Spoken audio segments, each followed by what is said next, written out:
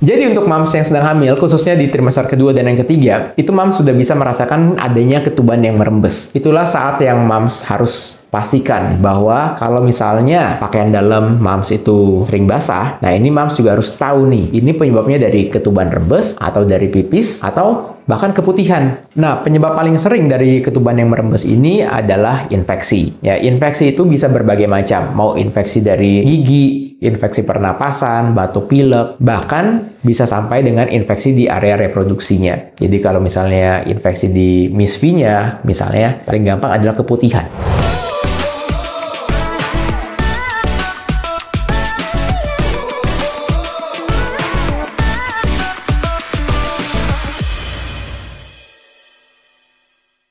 Hai, kembali lagi di channel Dr. Kevin. Apa kabarnya semua? Semoga semua dalam keadaan yang sehat ya. Nah, kali ini saya akan bahas satu topik, yaitu kalau moms yang sedang hamil, terus pakaian dalamnya ini sering basah nih saat hamil tua. Apakah itu sebuah tanda bahwa ketubannya merembes? Nah, pengen tahu seperti apa? Ikutin terus ya. Tapi seperti biasa sebelum saya lanjut, buat kalian yang baru pertama kali ketemu dengan channel ini atau yang belum subscribe, ayo cepetan, buruan subscribe. Cara gampang, tinggal kalian klik aja tombol subscribe di bawah sini yang tulisan subscribe. Jangan khawatir karena subscribe itu gratis, dan juga nyalakan loncengnya supaya setiap ada video baru kalian langsung mendapat notifikasinya.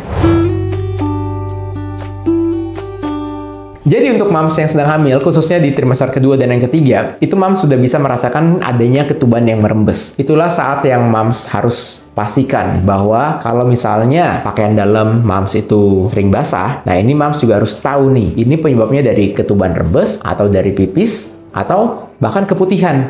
Karena dengan bertambahnya usia kehamilan, keputihan yang bisa moms rasakan itu akan lebih sering muncul atau bisa lebih sering terjadi keputihan seiring bertambahnya usia kehamilan. Nah, untuk cara yang paling gampang untuk membedakan antara keputihan, ketuban rembes, ataupun misalnya urin, nah itu moms coba aja batuk. Misalnya moms batuk uhuk gitu ya, yang kenceng tapi. Nah, itu untuk dilihat apakah ada cairan yang keluar. Nah, apabila ada cairan yang keluar, nah itu kemungkinan aja itu si air ketuban. Nah, harus diingat juga, air ketuban pada umumnya itu warnanya jernih, transparan. Tetapi bisa juga nih, dia bercampur dengan lendir yang ada di vagina atau yang misalnya ada keputihan. Nah, itu bisa warnanya menjadi sedikit lebih putih susu. Dan juga dari baunya, nah baunya itu biasa air ketuban tidak ada bau. Misalnya yang kita bedakan dengan urin, pasti akan ada bau urin. Kalau keputihan itu juga tergantung nih, keputihannya ada infeksi atau tidak. Pada umumnya air ketuban itu tidak berbau. Jadi apabila moms misalnya mau membedakan, nah itulah cara yang paling gampang. Tetapi untuk memastikannya, moms juga harus periksa ke dokter ya. Karena jangan sampai moms batuk-batuk terus merasa, oh nggak ada yang keluar. Ternyata memang air ketubannya nih yang merembes sedikit-sedikit. Nah itu juga bisa terjadi. Jadi kalau moms ingin yakin,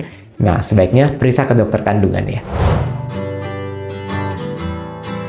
Nah, untuk ketuban merembes sendiri itu dia bukan sebuah tanda yang wajib pada saat moms mau menjalani persalinan yang cukup bulan ya. Nah, ketuban merembes ini bisa terjadi kapan saja ya, mulai dari moms trimester kedua, 20 mingguan, bisa sampai nanti pada saat menjelang persalinan.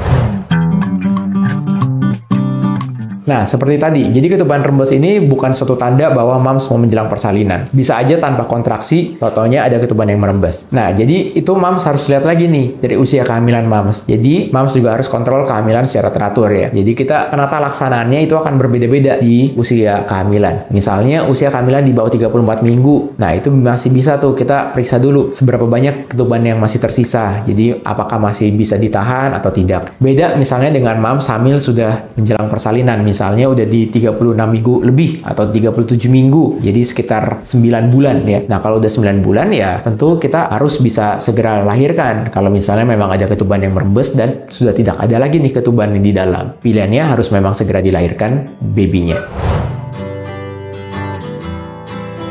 Nah, penyebab paling sering dari ketuban yang merembes ini adalah infeksi. Ya, infeksi itu bisa berbagai macam. Mau infeksi dari gigi, infeksi pernapasan, batuk pilek, bahkan bisa sampai dengan infeksi di area reproduksinya. Jadi kalau misalnya infeksi di misfinya, misalnya paling gampang adalah keputihan. Jadi apabila moms yang hamil ini sering mengalami keputihan yang terinfeksi, jadi ada bakterinya, biasanya keputihannya itu jadi lebih banyak, lebih encer, terus berubah jadi agak kekuningan, ada baunya, dan ada menyebabkan gatal. Nah, itu bisa aja itu yang menyebabkan si ketubannya gampang pecah atau gampang merembes tuh air ketubannya. Nah, untuk banyak bergerak atau aktivitas, misalnya olahraga atau sering berhubungan, nah itu sebetulnya tidak ada korelasi yang langsung antara hal tersebut dengan ketuban yang merembes. Tetapi memang misalnya moms over exercise atau moms kecapean, nah itu bisa merangsang si rahim ini berkontraksi. Jadi kalau misalnya moms sudah merasakan capek atau perutnya udah agak kenceng, ada mengeras dikit, nah sebaiknya moms beristirahat ya. Nah, untuk berhubungan pada saat hamil itu sebetulnya secara medis itu diperbolehkan saja ya. Selama moms tidak ada kontraindikasi, misalnya plasentanya tidak terletak di bawah. Selama hamil itu hamilnya sehat, tidak ada kontraksi sebelumnya, atau ada riwayat keguguran sebelumnya, atau misalnya selama hamil tidak terjadi flek atau perdarahan. Nah, itu moms masih boleh untuk berhubungan. Nah, tetapi untuk berhubungan sendiri itu disesuaikan lagi ya dengan pasangannya. Nah, untuk moms yang sedang hamil, tentu semua tidak ingin terjadi ketubannya rembes. Tentu semuanya ingin kehamilannya tetap berjalan dengan sehat dan baik-baik saja. Karena itu, moms juga harus menjaga kesehatan tubuh moms secara umum ya. Mulai dari kondisi moms sebelum hamil, berat badan ideal, untuk istirahat yang teratur, dan juga makan makanan yang bernutrisi dan beragam. Dan juga jangan lupa untuk minum multivitamin selama kehamilan. Karena dengan moms tidak menjaga pola hidupnya, nah itu yang dapat menyebabkan moms juga gampang nih terkena infeksi ataupun rahimnya dapat berkontraksi apabila nutrisinya itu tidak terpenuhi.